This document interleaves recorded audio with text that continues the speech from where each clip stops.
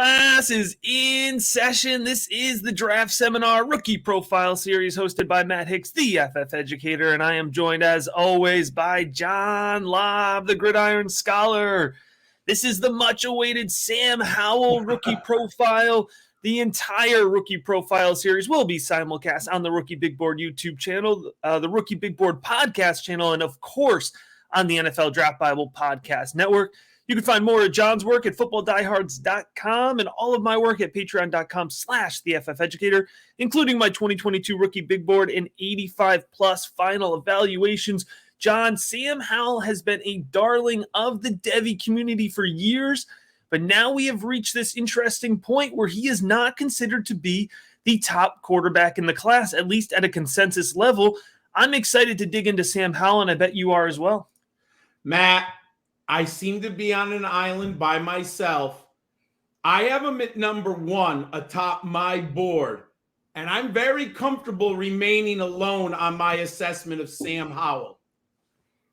First, I think if you are going to grade and look at this young man, you need to study all 3 years of his time at North Carolina, really to understand him in depth. And I've spent a lot of time in the last month looking at 2020 and 2021 tape.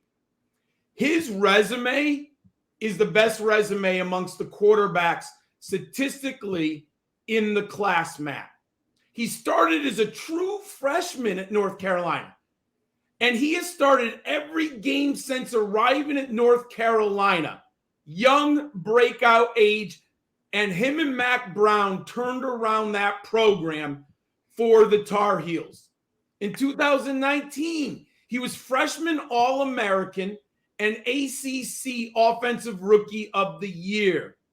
In 2020, he was second team All-ACC, and that was by far his best season statistically on campus. And let's remember, he had a player named Trevor Lawrence in the ACC. So you're not going to be first team all conference with Lawrence in there. In 2021, he was honorable mention all ACC. And I understand. I said all year long it was the year of the ACC offensively. If you played college fantasy football, the offenses were incredible in the ACC. But it's so important that the viewers and analysts put Sam Howell in context. His team evaporated around him between 20 and 2021. He lost Javonte Williams, Michael Carter, Daz Newsome, and De'Ami Brown. He came back with one playmaker, Josh Downs, who was a sophomore, and he had an incredible season. But, Matt, it's hard to win football games when you have one offensive weapon to rely on. What is most impressive? Sam Howell changed his game, Matt. And I know it's not as pretty when you watch the film because the offense was not as good. He rushed for 828 yards and 11 touchdowns. Now, I knew he was always athletic. If you would study him before, he was great in the pocket. He was great at throwing off platform, keeping his eyes downfield. But he took it up a notch this year because he had to. He surpassed 3,000 yards each season on campus. He concluded his Tar Heels career as the all-time leader in passing yards, total offense, and passing touchdowns, Matt. He established single-game record for passing yards, 550, passing touchdowns, 6, and total offense, 571 in a single game. In high school, he was an all-state baseball player. Matt, his accomplishments are prolific. You can't just watch the 2021 film. You have to look them in a broader lens. Matt, what does your film breakdown say of Sam Howell? Yeah, John, when you look at the tape review here, it starts with the arm talent. And I want to specify here, I'm not just talking about arm strength, but arm talent as well. Howell has the ability to push the ball downfield, no doubt about it. 50, 55 yards, but he has really a good touch on his ball as well. He has the ability to adjust velocity. He has a good understanding of when to change arm angles and when to be able to lead his receivers with anticipation. You flip on the Florida State tape in 2021 still, he does a really good job putting ideal touch on the ball in the deep third of the field. You don't see that very often, all right? You flip on later on in that same game, he pushes it 60 yards downfield. You have the ability here at different points in the time. He put some serious spin on his ball in the short field and against Pitt. And if you remember, that was a downpour of a game here. So he has good arm talent. He has really solid mechanics as well. He has a fluid throwing motion, and he throws from a really good platform. He has good footwork. It was a little bit rigid in 2020, and I think it's one of the things he doesn't get enough credit for in 2021. I thought his feet, looked a lot more fluid in 2021, and he does well to close his body when throwing on the run. It's one of the reasons, John, that he's considered a mobile player here, and that leans into my third strength for him, and that is mobility. And I want you to hear what I'm saying. I'm saying mobility. I'm not saying athleticism, and I think that's a key distinction to draw between these two players, because some people want to call Sam Howell a running quarterback, where I think it's better to define him as a mobile quarterback. And mobile quarterback is fine, John, right? You don't have to be Kyler Murray, right? You can be Dak Prescott. You can be Josh Allen. Those are mobile quarterbacks, and those are quarterbacks that still get rushing touchdowns, which have that fantasy football upside. So you don't have to be Kyler Murray, Lamar Jackson to be a rushing quarterback here for fantasy football purposes. He's mobile enough to scramble and get gains on broken plays. He's effective enough with executed runs. I don't think he's going to get a ton of executed runs, except potentially at the goal line.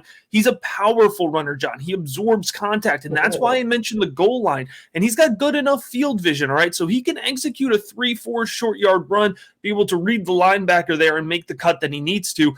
Now, where he is going to struggle and where he is, I think, justifiably being knocked is the mental processing. It looked a lot better in 2020. You raise a lot of question marks in 2021, right? And so you need to be able to perform behind good offensive lines and bad offensive lines.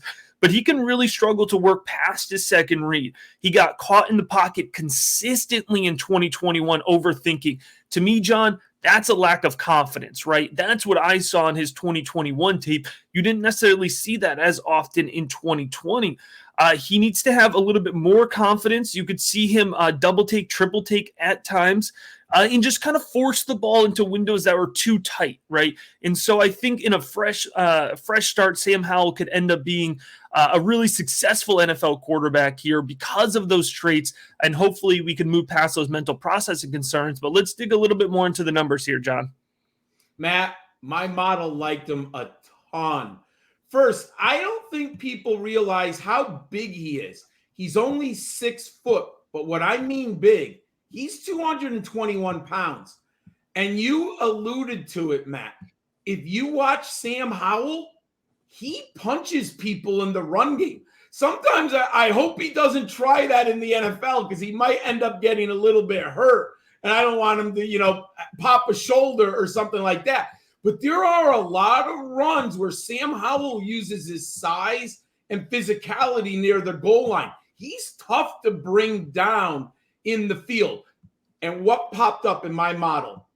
He had a 30% equity share of the team rushing yards. Let me repeat that. 30% of the team share of rushing yards. Matt, he was extraordinary this year on the ground. North Carolina could not run the football. I did not expect it. Even though I knew he had 828 yards, when I found out it was 30% of the team share, I was shocked. I gave him a B+ in escapability score. He's more than proficient at the NFL level. You don't have to be, as you said, you don't have to be Kyler Murray, but he has enough mobility where he can be successful in the NFL. What surprised me most? On my 6 benchmark stats, Matt, he surpassed 5 of 6. That cemented him at the top of my board. 37 games started. His passing efficiency, 164.2. And Matt, that's impressive because this year, as I mentioned, he did not have the playmakers around him, and he started as a true freshman. He exceeds my benchmark by 9.2 points with a lot of challenges when you put him into context. That's efficient throwing of the football. Yards per attempt, you mentioned it. He has arm strength, but he's good deep. He averaged 9.2 yards per pass attempt. He is not just checking it down. Touchdown interception ratio, 92 to 23. 63.9% completion percentage. Matt, he's my number one. What do fantasy footballers need to know about Sam Howell? All right, John, my NFL draft projection right now is in that day one mid territory, and I think that's important. That's picks 10 to 20. It could lead to a really advantageous fantasy football landing spot combined with some good draft capital for Sam Howell. So, John, when we're talking about consensus across the board, I think we're going to like Sam Howell a lot more in 3 months than we do right now. When I think about his fantasy football tier, the rookie big board projects him in as a weekly starter for a quarterback in a super flex league. That's putting you in that 12 to 24 range, right? So a good quarterback that you can plug in with some consistency here and with some potential ceiling and upside with that as well. My ADP projection for him in rookie fantasy football drafts is mid to late first round. I'm actually seeing him more late first round to early second round right now. But like I said, I think we're going to like him more, and I think his ADP is going to rise here over the next couple months. In my personal exposure to him, I expect to have an average level of exposure to him. I'll take him where I can. I'm not going to force it. I'm not going to overdraft Sam Howell. But if I'm sitting there at 111 or 112 and Sam Howell is still sitting on the board in a super flex league, I would have to scoop up that value. And I think it is a value that is going to be sitting there for some managers here this upcoming fantasy football season. But Sam Howell, John, I think is a player on the rise. Just like the rookie profile series, John, we're getting the views incoming. We're getting the listens incoming. We appreciate all of those. We want to make sure you are subscribed here, whether you're listening, whether you're watching, because we are going to continue on with our rookie profile series. And we want to make sure that you check out the entire 40-plus player profile series. So like I said, make sure you're subscribed. And as always,